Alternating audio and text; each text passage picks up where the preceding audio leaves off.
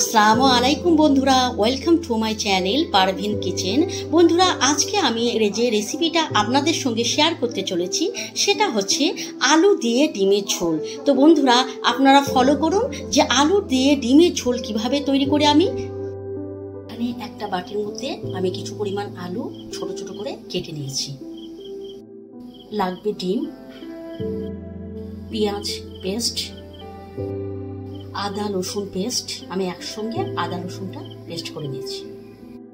Tomato paste, এটা আমি একটা ছোট সাইজের টমেটোকে পেস্ট করে নিয়েছি, চাইলে আপনারা ছোট ছোট করে কেটেও দিতে পারেন। এখানে একটা প্লেটের মধ্যে নিয়েছি, দেখতে পাচ্ছেন 1 চামচ ধনে পাউডার, 1 চামচ জিরে পাউডার আর 1 চামচ লঙ্কার গুঁড়ো। লঙ্কাগুলো আমি ছোট করে স্লাইস করে কেটে নিয়েছি। আমি নিয়েছি এখানে হলুদ আর নিয়েছি লবণ। হলুদ আর লবণটা এটা পরিমাণ মতো দেবেন। আর রয়েছে বন্ধুরা ধনেপাতা কুচি। একটা পাত্রের মধ্যে আমি কিছু পরিমাণ পানি নিয়েছি, তো এই পানির মধ্যে আমি অ্যাড করে দেবো ওগুলো ডিমগুলো। আমি এর মধ্যে একটা একটা করে দিয়ে দেবো এবং আমি খুব ভালোভাবে ডিমগুলোকে সেদ্ধ করে নেব। ডিমগুলো দেখতে পাচ্ছেন ভালোভাবে বয়েল হয়ে গেছে। এখন এগুলো আমি নামিয়ে নেব। ডিমগুলো ভালোভাবে খোসা ছাড়িয়ে আমি ভালো করে আবারও ধুয়ে নিয়েছি, দেখতেই পাচ্ছেন। এখন আমি কি করব, ডিমটাকে তেলের মধ্যে দিয়ে ভালো করে ফ্রাই করে নেব। তেলটা গরম হয়ে গেছে, আমি এর মধ্যে অ্যাড করে দেবো একটা একটা করে ডিম।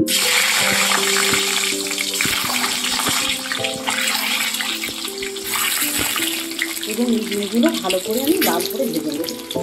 ডিমগুলো দেখতে পাচ্ছেন খুব সুন্দর করে ভাজা হয়ে যাচ্ছে। এখন আমি সমস্ত ডিমগুলো একটা পাত্রের মধ্যে তুলে নেব। ডিমগুলো তুলে নিয়েছি, এবার ওই ডিমের তেলে আমি ভেজে নেব আলুগুলো। আলুগুলো খুব সুন্দরভাবে লাল করে আমি ফ্রাই করে নেব। আলুগুলো কিন্তু খুব ভালোভাবে ভাজা হয়ে গেছে। এখন আমি আলুগুলোকে সমস্ত তুলে নেব। আলুগুলোকে তুলে নেওয়ার পরে যে তেলটা অবশিষ্ট রয়েছে ওই তেলের মধ্যে আমি অ্যাড করে দেবো একে একে আমার সমস্ত মশলা। তো দেখতে থাকুন। আমি প্রথমেই অ্যাড করছি আদা রসুন পেস্ট, এটা পেঁয়াজ পেস্ট,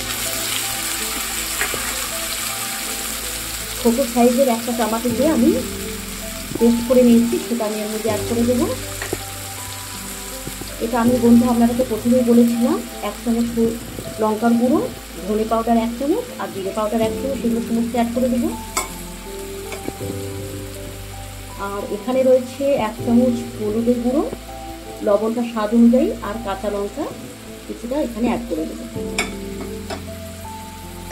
তো সমস্ত মশলাগুলো দেখতে পাচ্ছেন আমি অ্যাড করে দিয়েছি। এখন এটাকে আমি ভালোভাবে 5 থেকে 7 মিনিট ভালো করে কষে নেব। সমস্ত মশলাগুলো ভালোভাবে কষানো হয়ে গেছে। এর মধ্যে আমি অ্যাড করে দেবো ভেজে রাখা আলুগুলো।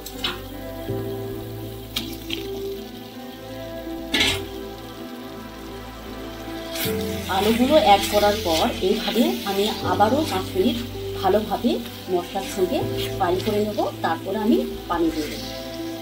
আলুগুলো দেখতে পাচ্ছেন মশলার সঙ্গে খুব ভালোভাবে আমি কষে নিয়েছি। এর মধ্যে আমি অ্যাড করে দেবো পরিমাণ মতো পানি।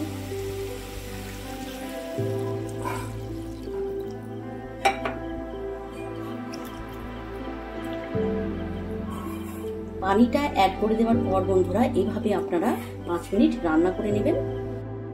দেখতে পাচ্ছেন বন্ধুরা আলুটা খুব ভালোভাবে হয়ে গেছে। তো এর মধ্যে আমি অ্যাড করে দেবো ভেজে রাখা ডিমগুলো।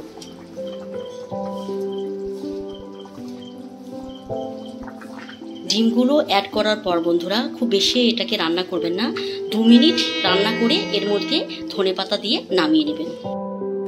আমার রান্নাটা কমপ্লিট। ডিম দিয়ে আলুর ঝোল দেখতেই পাচ্ছেন খুব সুন্দর দেখতে লাগছে। এবার আমি উপর থেকে একটু ধনেপাতা ছিটিয়ে আমি নামিয়ে নেব। আলু দিয়ে ডিমের ঝোল বন্ধুরা পুরোপুরি কমপ্লিট, দেখতেই পাচ্ছেন।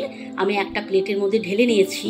তো আজকে আলু দিয়ে ডিমের ঝোল বন্ধুরা আপনাদেরকে কেমন লাগলো অবশ্যই আমাকে কমেন্ট করে জানাবেন, এবং আমার ভিডিওটা যদি আপনাদেরকে ভালো লেগে থাকে শেয়ার করে দেবেন বন্ধুরা।